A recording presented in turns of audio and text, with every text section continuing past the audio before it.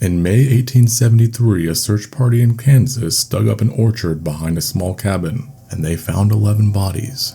All of them had their skulls crushed with a hammer, and most had their throats slit. One was an 8-year-old girl who'd been buried alive. The family who owned the cabin had vanished 3 days earlier. When investigators searched the house, they found a trapdoor in the floor that led to the cellar. The floor was caked with dried blood several inches thick. On the wall, they found a canvas curtain with bloody handprints. And in that barn, they found 3 hammers that matched the indentations in the victims' skulls. This is the story of the Bloody Benders, America's first serial killer family, and the biggest mystery in Kansas history. Before we dive into this one, if you're into true crime and historical mysteries, hit that subscribe button because we cover cases like this every week. Now let's talk about how this family got away with murder for 2 years.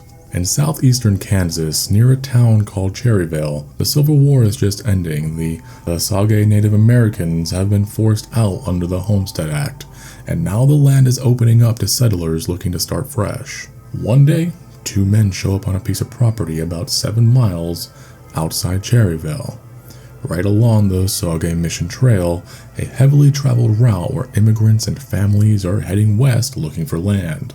Those men are John Bender Sr. and John Bender Jr., father and son. They would build a small cabin 24 feet by 16 feet, 1 room.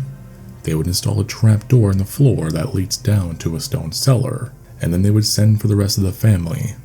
Ma Bender, also called Elvira, and their daughter Kate.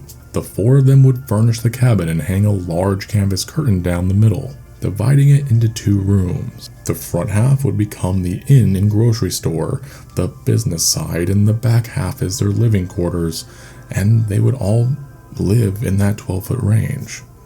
Ma Bender and Kate would plant a garden and a small orchard out back, and from the outside, they look like any other homesteading family, German immigrants just trying to make it on the Kansas prairie. Business is good. We're talking real good. The trail is busy and travelers need a place to rest, get supplies, eat a warm meal. The Benders are one of the few that offer all of that. And Kate, the daughter, in her early 20s, is particularly good for business. She's attractive, charming, and flirtatious. She puts up signs around the area advertising herself as the professor of magnetic healing and claims to have psychic powers. She would even hold seances pretty often. People would come from miles around to meet her. And for a while, this all seems to be working. The Benders are becoming one of the most respected families in the area by a large margin. But then people start disappearing. And we're not talking just 1 or 2. We're talking a lot of people. Between 1871 and early 1873, at least 11 travelers vanished without a trace on the Osage Mission Trail, and all of them were last seen near Cherryvale. Locals start getting worried, but disappearances aren't uncommon on the frontier. There's bandits, Native American conflicts, accidents are pretty common as well. Nobody would suspect the immigrant family. No one would suspect the Benders, at least not yet. In winter 1872, a man named George Longcore and his 18-month-old daughter are traveling from Independence, so Kansas to Iowa, and they're carrying money enough to buy land and livestock.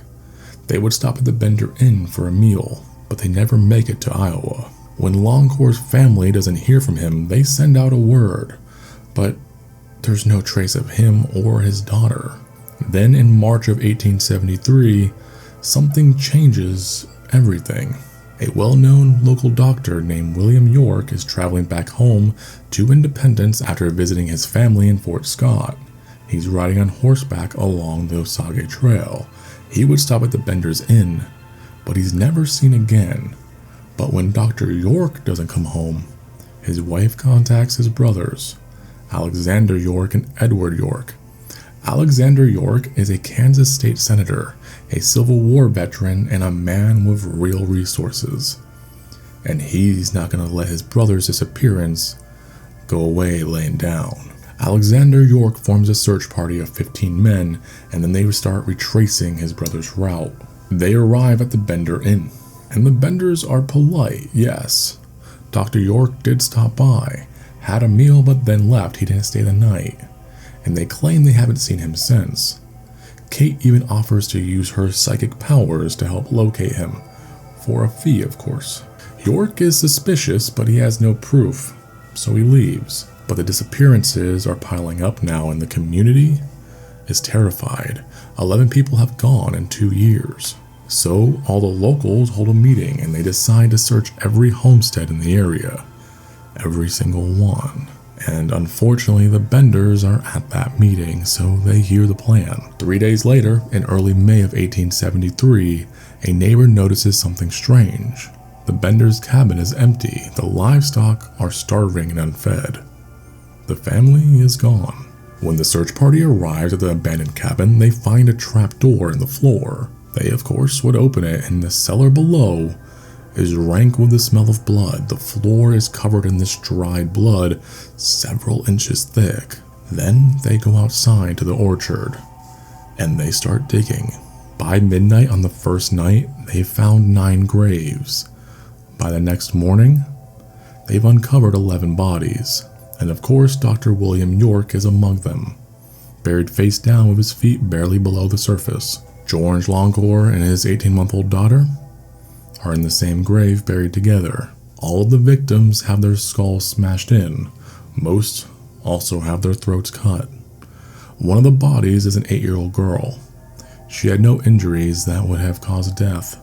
So the coroner determines that she's the outlier and was likely strangled or just buried alive as is. So based on the evidence and the survivors who came forward quite a bit after the news broke, investigators would start piecing together how the Benders operated.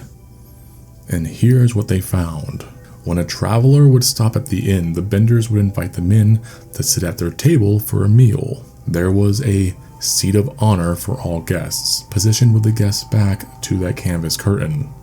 Kate would sit across from them, charming them, flirting, distracting them, getting them excited about potentials.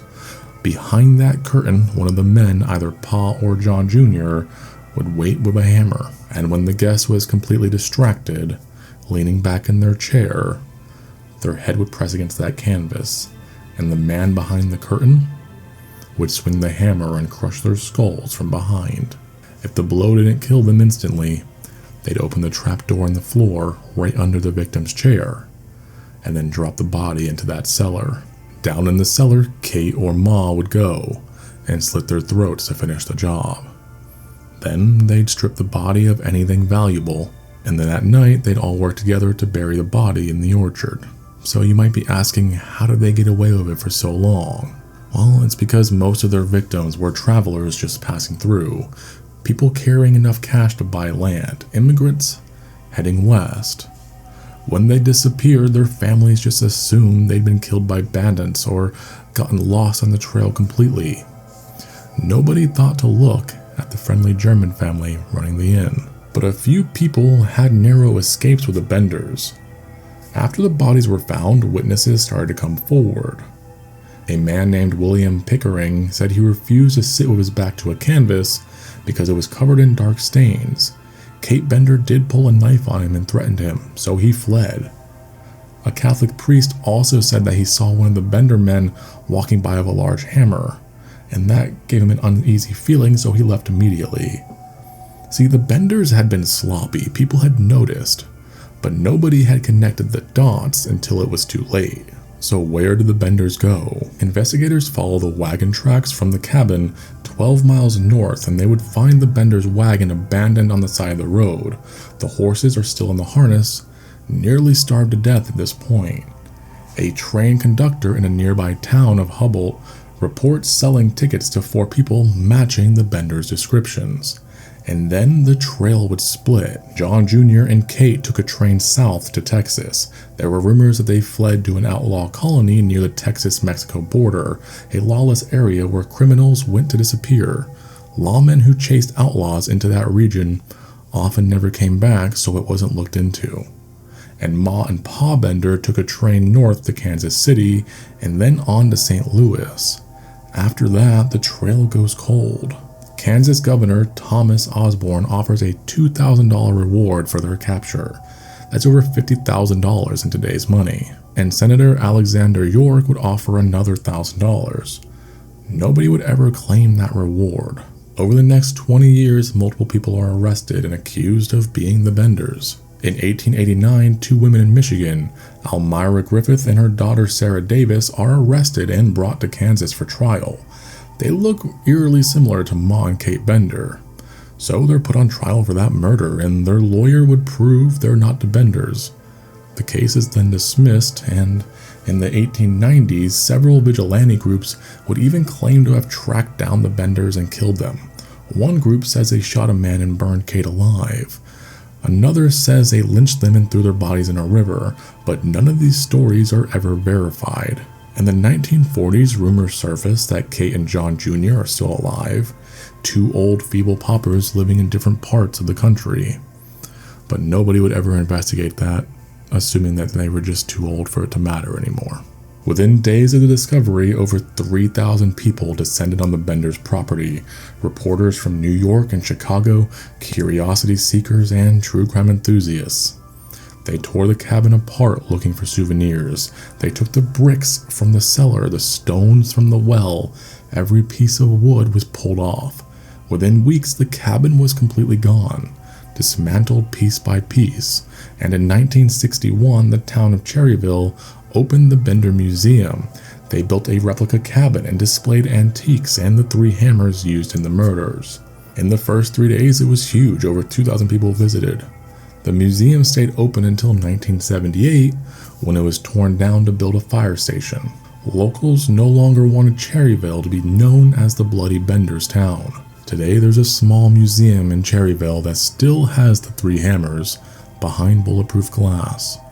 And there's a historical marker along Highway 400 that marks the location of the Benders' property.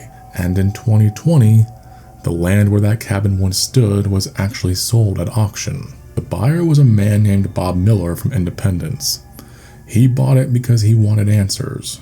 He hired researchers from the University of Kansas to excavate the site. They're looking for the exact location of the cabin, the cellar, and the graves.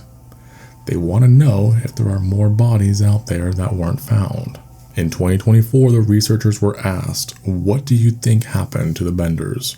There's really just 2 consensus. Either they were killed in vigilante justice, probably within weeks of fleeing, and whoever did it kept quiet because they didn't want to be prosecuted for murder, or they just escaped, changed their names, started over. They were too smart to get caught. The truth, though, nobody knows.